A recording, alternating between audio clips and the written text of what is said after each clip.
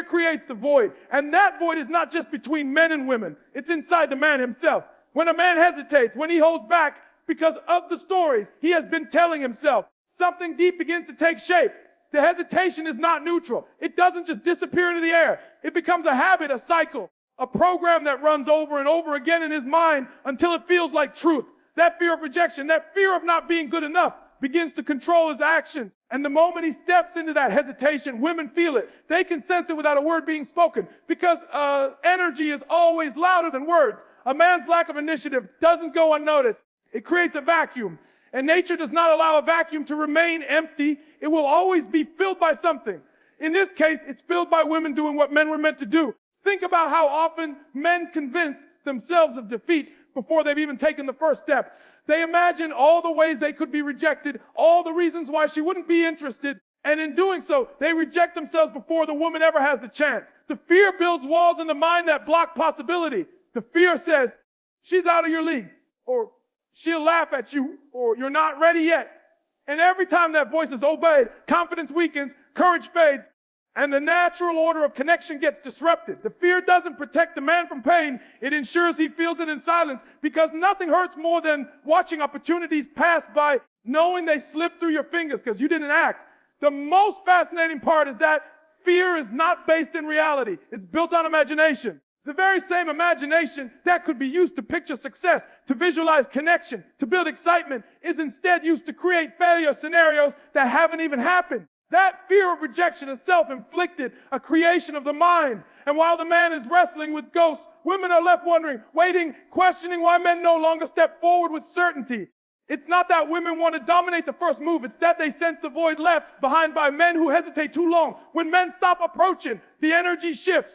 Women feel unseen, undervalued, and in many cases, misunderstood. They know the fear is there, but they can't carry that burden for the man. Instead, they adjust, they adapt, and they step into roles they were never meant to carry. They initiate the conversation, they signal harder, they make the first move. Not always because they want to, but because someone has to. And this shift changes the very foundation of attraction. The polarity that used to create sparks begins to blur, and the dynamic that once felt natural begins to feel forced. What most men don't realize is that rejection is never the true enemy. The real enemy is hesitation. A moment of rejection lasts seconds, maybe minutes, but a lifetime of hesitation builds regret that echoes for years. The man who never approaches, never speaks up, never risks hearing no, guarantees that he will never hear as. That fear that kept him safe in the moment becomes the same fear that steals his fulfillment in the long run, and the void grows bigger. Women sense that absence of courage, that absence of masculine initiative, and they respond by filling in the space. This is why fear must be understood for what it really is, an illusion.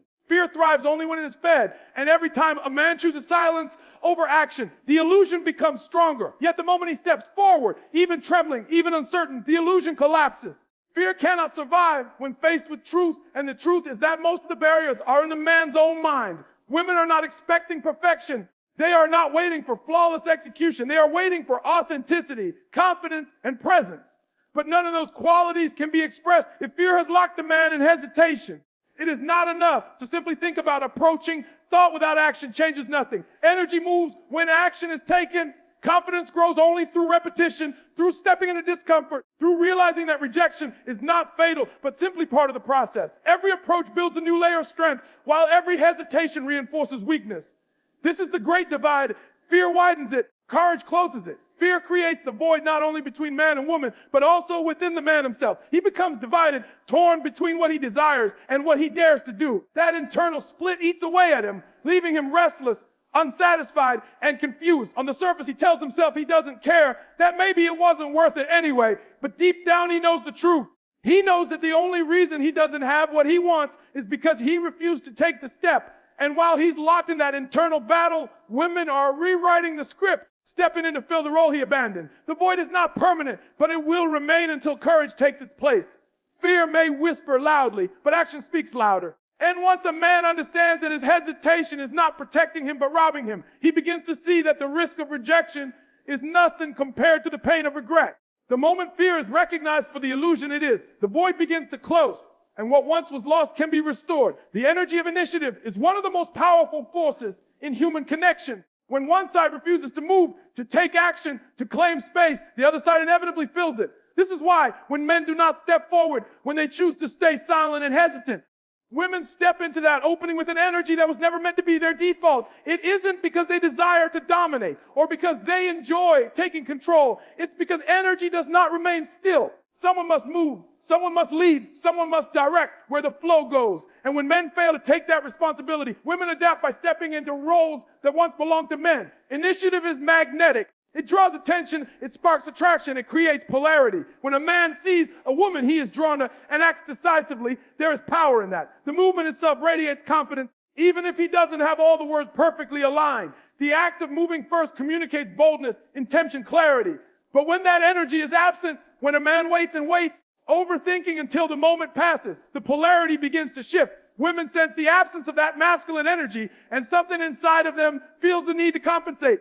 They begin to take the lead in conversations. They start making the plans. They push forward with initiative because the silence left behind feels unnatural. The truth is, initiative has always been tied to direction. Masculine energy is about moving forward, breaking ground, claiming space, making decisions that set the tone. When men pull back from that responsibility, the dance of attraction loses rhythm. A woman may step forward, but it is often done not from desire, but necessity. She wants connection. She wants movement. She wants something to happen. And since the man is unwilling to start, she takes control. But in doing so, the energy balance begins to shift, and what once was a natural electric dynamic starts to feel off balance.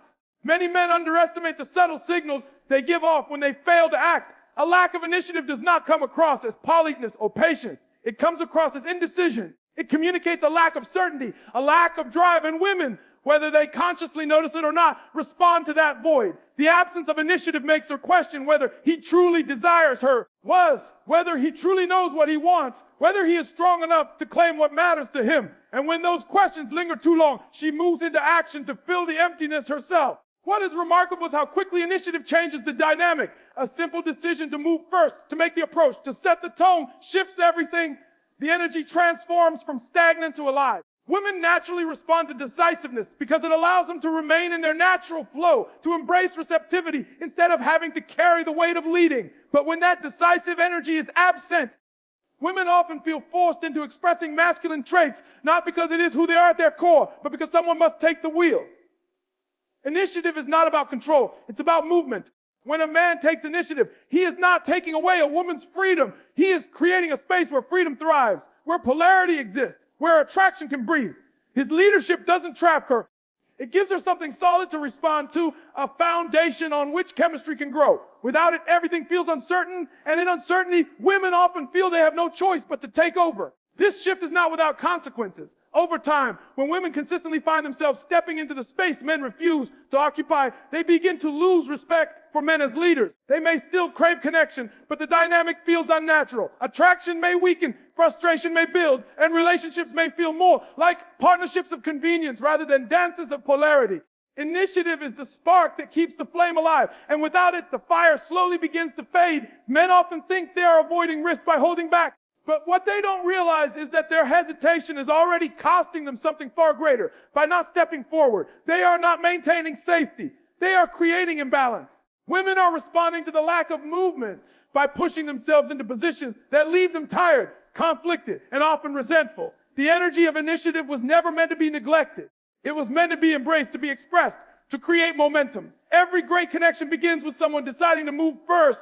It's the act of stepping out of thought and into action. It's the willingness to risk a vulnerability in order to open the door to possibility. Initiative breaks the chains of hesitation and creates space for chemistry to grow naturally. And the more consistently a man chooses initiative, the more magnetic he becomes because his energy communicates certainty, strength, and presence without him ever needing to say a word. When initiative is missing, women step in to take it. But that shift, while functional, robs the connection of its natural flow. She may step into masculine energy, but it is not because she wants to live there. It is because she feels she has no other option. If men reclaim initiative, if they understand that movement itself is the language of desire, then the polarity restores itself, the balance returns, and the natural attraction between masculine and feminine energy is reignited. The silent cry for connection is something that lies beneath the surface of so many women's actions today. On the outside, it may look like independence, confidence, or control, but beneath that exterior, there is often a softer desire, an unspoken request for presence, for love, for someone to notice and step forward. When men choose not to approach, when they withhold their interest out of fear or hesitation. Women do not simply stop wanting connection. The need for intimacy, for partnership, for being seen and valued does not disappear just because men stay silent. Instead, women adapt. They move in ways that signal what they truly crave, though many times those signals go unnoticed or unacknowledged. This silent cry is not always expressed through words. In fact, it often comes through subtle gesture. The way she positions herself, the eye contact she holds for a second longer than normal, the smile she offers, the space she creates for a man to step into. These are invitations, quiet signals that say, I'm open, I'm receptive. I'm waiting for someone to notice. But when men fail to recognize or act on these signals, women are left in a state of frustration. They feel invisible, as though their openness is wasted. And eventually, they grow tired of waiting. In that tiredness, they begin to do what men will not. Make the first move, carry the weight, lead the way. The truth is, most women do not want to replace a man's role in initiating connection. They are not naturally inclined to be the ones chasing or constantly directing. But when the silence grows too loud, when no one steps into the space, they choose action over stagnation. It's not a demonstration of dominance.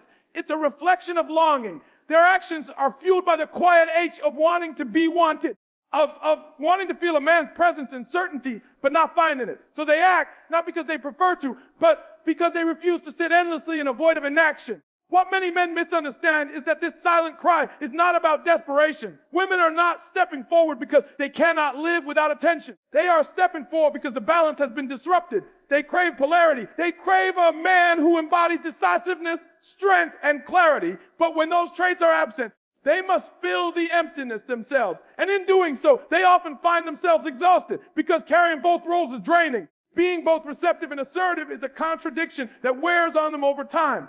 This is why so many women appear conflicted. They may say they want to be pursued, yet their actions show them pursuing. They may speak of wanting a strong, confident man, yet they step into the masculine role themselves. The contradiction isn't hypocrisy. It's a result of unmet longing. Deep down, the desire remains the same. They want connection. They want presence. They want a man to claim space with confidence. But in the absence of that, they do what they must, even if it doesn't feel natural. The silent cry for connection is also a reflection of the times we live in. Modern culture has conditioned many men to believe that approaching is offensive, that expressing interest is unwelcome, that taking initiative is outdated. Fear of rejection is amplified by fear of judgment, and so men retreat even further into passivity. But this cultural shift has not erased women's desire to be seen and pursued. It has only made their longing more subtle, more hidden, more coded. The signals are still there, but fewer men are willing to interpret them, let alone act on them. And so, women's cries go unheard. The consequence of ignoring these signals is deeper than missed opportunities for romance. It creates a sense of isolation. Women begin to feel that no one truly sees them. No one is willing to risk stepping forward for them. No one is strong enough to meet them where they are. That feeling of invisibility is painful, and it pushes them further into roles of control and leadership that they never intended to take. The more invisible they feel, the louder their actions become. They pursue harder, they initiate more, they step into masculine energy more aggressively, not out of preference, but out of necessity. At its core, this silent cry is not about control, it is about acknowledgement. Women want to feel recognized, to feel chosen, to feel like someone had the courage to step out of the crowd and declare interest. They want the experience of being pursued, not because they lack strength, but because it affirms their femininity, their worth, their value in the eyes of a man who is bold enough to act. Without that affirmation, they are left to carry the connection themselves, and though they may succeed in building relationships, the energy within those relationships often feels imbalanced. The silent cry for connection continues to echo even when women appear strong, independent, and untouchable. Beneath all of that strength lies a deeper truth. They want to be approached. They want to be noticed. They want to be wanted by a man who has the courage to move past fear and hesitation. And until men begin to recognize and respond to that cry, women will continue to step into spaces that were never meant to be theirs alone. The ripple effect of inaction is something that extends far beyond a single missed opportunity. When a man chooses not to approach, when he lets fear or hesitation dictate his response, it doesn't just end with that one moment. It sends out waves that touch everything around him, his confidence, his relationships, the culture of connection between men and women, and even the way women themselves behave in response. One choice not to act might seem small in the moment, but multiplied over time, it becomes a pattern. And patterns create environments. The environment we see today, where many women feel the need to pursue, initiate, and step into leadership roles in relationships, is a direct result of repeated inaction on the part of men. Each time a man refuses to step forward, he unknowingly confirms the belief in his own mind that he is incapable or unworthy. That single act of inaction reinforces the story he has been telling himself. It's like layering bricks onto a wall of self-doubt. The more he hesitates, the stronger that wall becomes, and the harder it is to break through in the future. What could have been a small, forgettable moment turns into another piece of evidence, and he should hold back, stay quiet, or let the moment pass. And as this pattern builds, his energy changes. He begins to give off the vibe of passivity, uncertainty, and lack of confidence. Women can sense that energy, and it shifts the way they respond. The ripple effect is not only internal, it is external as well. When men repeatedly fail to step up, women begin to lose faith in the idea that men will approach them at all. They stop waiting for it. They stop expecting it. And instead, they start taking control themselves. This changes the entire dynamic between masculine and feminine energy. What was once a natural flow of polarity now feels reversed. Women are initiating conversations, making plans, and leading connections because they feel they have no other option. And while they may succeed in creating relationships this way, deep down, many feel unfulfilled because the balance is off. They are carrying roles that do not align with their natural desire to be pursued and chosen. On a larger scale, this ripple effect begins to shape culture itself. The more men hesitate, the more women adapt, and over time, it becomes normalized. Society starts to accept that women will lead in areas where men used to take charge. This isn't just about dating. It seeps into how men and women interact in workplaces, in friendships, in communities. The masculine initiative that wants to find leadership and pursuit begins to erode, replaced by a passive approach that's women shouldering the responsibility of movement. The ripple effect spreads so wide that it begins to reshape expectations entirely. Every moment of inaction also has consequences for the man's own growth. Approaching, stepping forward, taking initiative. These are not just about relationships. They are about building character, building resilience, building confidence. Every time a man takes the chance, he learns something. Even rejection becomes a lesson, a step towards strength. But every time he avoids the moment, he misses the chance to grow. Inaction keeps him stuck in the same place, circling the same doubts, never expanding into the man he could become. And this stagnation is felt not just by him, but by every woman who interacts with him. His lack of growth becomes another wave in the ripple, influencing how others perceive him and how they respond to him. The ripple effect also influences women emotionally. When women constantly feel the need to step into initiative, they begin to feel unseen and undervalued. They may ask themselves why men no longer rise to the occasion, why they have to be the ones to create movement. This frustration builds silently, but it has real consequences. It can lead to resentment in relationships, a sense of emotional exhaustion, and even a withdrawal from connection altogether. Women may appear strong and capable, but beneath the surface, many feel the weight of carrying what should have been balanced. This emotional toll is part of the ripple, part of the unseen cost of men refusing to act. Even beyond individuals, the ripple effect reaches future generations. Boys grow up watching men hesitate, watching women step forward, and they begin to internalize that as normal. They learn passivity instead of initiative, hesitation instead of courage. Girls grow up expecting to lead, expecting to carry both roles, because they don't see men embodying initiative consistently. And so the cycle continues, passed down silently, reinforced by example rather than words. This is how patterns become cultural truths, how one man's inaction becomes the next generation's standard. The ripple effect of inaction is powerful because it never remains small. What seems like a minor choice to avoid discomfort multiplies into lost opportunities, weakened confidence, frustrated women, and imbalanced dynamics. Each wave expands outward, touching more lives, shaping more interactions, and reinforcing the cycle. The truth is, every moment matters. Every decision to act or not act is more than just personal. It contributes to a wider pattern that determines the energy between men and women everywhere. The cost of lost polarity is one of the greatest consequences when men stop stepping into their natural role of initiative. Attraction is not built only on looks, charm, or conversation. It is built on energy, on the dynamic between masculine and feminine forces. This balance is what creates chemistry, that invisible spark that pulls two people toward each other. When polarity is strong, both sides feel the excitement of being in their natural state, one leading, one responding, one pursuing, one receiving. But when men fail to approach, when they withhold their initiative out of fear, hesitation, or indifference, that polarity begins to weaken, and the spark that should ignite attraction instead starts to fade into neutrality. Relationships thrive on contrast. Masculine energy brings direction, decisiveness, clarity, while feminine energy brings openness, receptivity, and flow. It is this dance of differences that creates magnetism. But if men refuse to bring forward their natural energy, Women are forced to step into it instead, and the balance becomes distorted. Instead of leaning into their own natural feminine presence, many women adopt masculine traits because the absence of polarity leaves them no choice.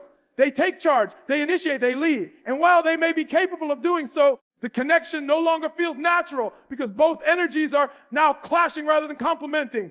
Lost polarity shows up in countless ways. A woman who wants to be pursued finds herself doing the pursuing. A man who should be leading hesitates and follows instead. Conversations feel less dynamic. Attraction feels forced. And both people silently sense that something is missing, even if they can't fully explain it. What's missing is not love, not compatibility, but polarity. The electric tension that makes two people want to lean into each other rather than drift apart. Without it, relationships begin to resemble friendships, partnerships of convenience, or transactional connections rather than passionate unions. The cost is not just felt in the beginning stages of attraction, but deep into relationships as well. When polarity is lost, intimacy begins to weaken. The energy that once fueled desire gets replaced by routine, by obligation, by neutral companionship. Without the charge of polarity, there is no spark to keep passion alive, no magnetic pull to bring two people closer. This is why so many long-term relationships grow stale, not because love has disappeared, but because polarity has been abandoned. When men stop leading, stop initiating, stop embodying their role, women unconsciously adjust by stepping out of theirs, and the natural current that fuels desire is cut off. The cost of this loss extends into how men see themselves as well. When a man refuses to embrace his role in polarity, he disconnects from his own strength. He feels uncertain, passive, unsure of his place, because he is not expressing the energy that was meant to flow through him. This creates frustration, not just in his relationships, but within himself. He feels stagnant, unseen, and unfulfilled, not because he lacks potential, but because he is not stepping into it. The result is a life that feels duller, flatter, lacking the intensity that comes when polarity is alive and thriving. For women, the cost shows up as exhaustion. Carrying masculine energy consistently is draining. They can do it, but it comes at the expense of their natural softness, their receptivity, their flow. Over time, this exhaustion turns into resentment. They may resent men for not stepping up, resent themselves for always having to take charge, and resent the very relationships they once desired. The imbalance robs them of joy, leaving them feeling unsupported and unseen. The connection becomes more of a responsibility than a pleasure, and the excitement of love gives way to the heaviness of duty. On a cultural level, the loss of polarity reshapes expectations. Women begin to expect less from men, lowering their standards because they've grown accustomed to filling both roles themselves. Men begin to expect women to lead, to initiate, to provide the spark. The natural dance between the two genders is replaced with a flatness, a lack of passion, a lack of deep attraction. The polarity that once made relationships vibrant becomes so rare that people mistake its absence for normalcy. This cultural shift leaves both men and women longing for something they can't quite name, a deeper connection that seems missing, even when everything looks good on the surface. The cost of lost polarity is also spiritual. Masculine and feminine energy are not just roles. They are forces that exist within all of nature. Day and night, sun and moon, earth and sky, all of existence thrives on polarity. When that balance is disrupted in relationships, people feel disconnected not only from each other, but from life itself. They feel a lack of alignment, a sense that something essential is missing. That sense of incompleteness follows them into every area of life because the energy that fuels attraction is the same energy that fuels creativity, purpose, and growth. Without it, everything feels muted. This is why the loss of polarity carries such a heavy cost.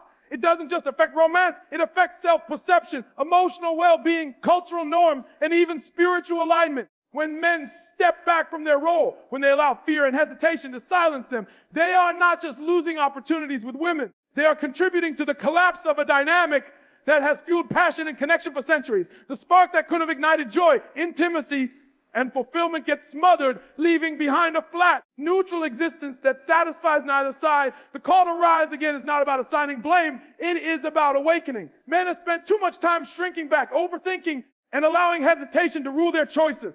The result has been generations of lost opportunity, weakened polarity, and women stepping into roles they never truly desired to carry.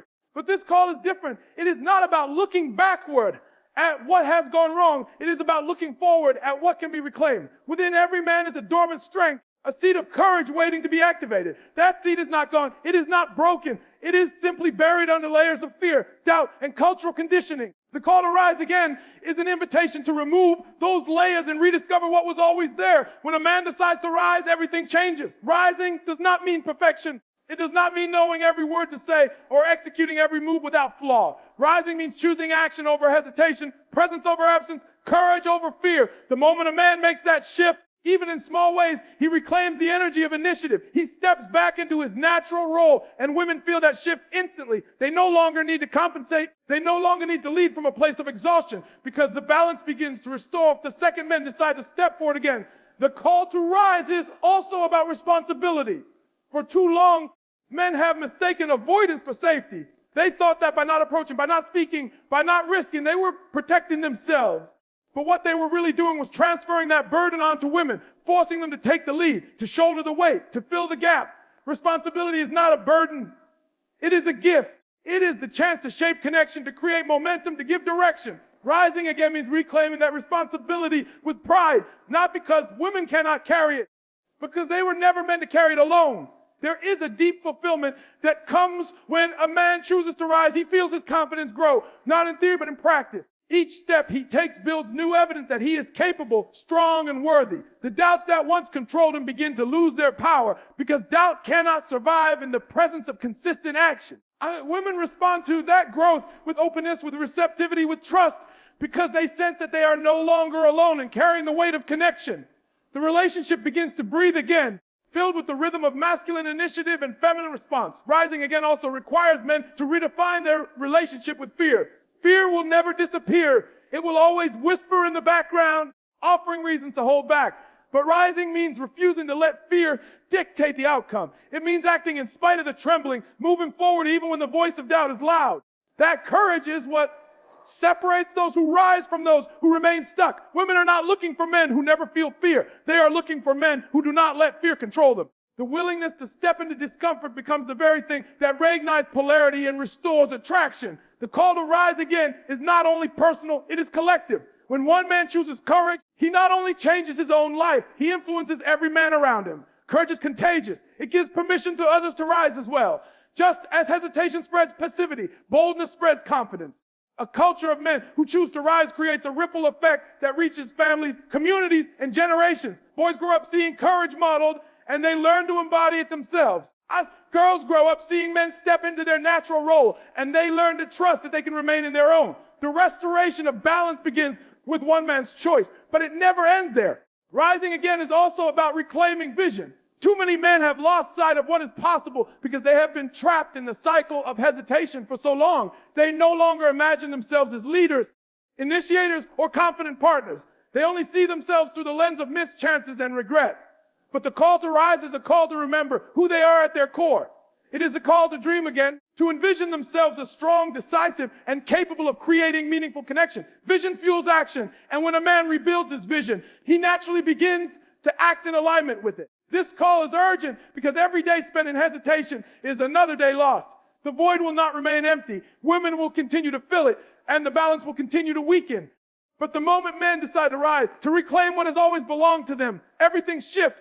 Energy flows differently. Relationships feel alive again. And the silent cries of women are finally answered with presence, strength, and certainty. Rising is not about being flawless. It is about being willing, about standing up after years of sitting down, about leading with courage even when the path is uncertain.